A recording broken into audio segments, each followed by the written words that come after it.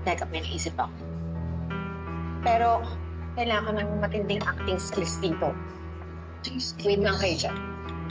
Quiet lang kayo dyan, Han. Tignan nyo kung paano ako magpaanda.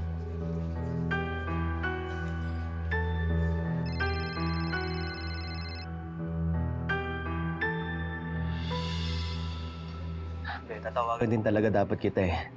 May problema kasi tayo. I'm sorry! I'm sorry, may kasalanan ako sa'yo.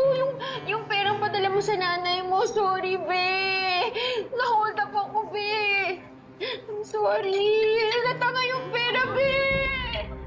Bakit ano nangyari? Okay ka lang ba? Kamusta ka? Sinakta ka ba ng hold-upper? Be, I'm sorry!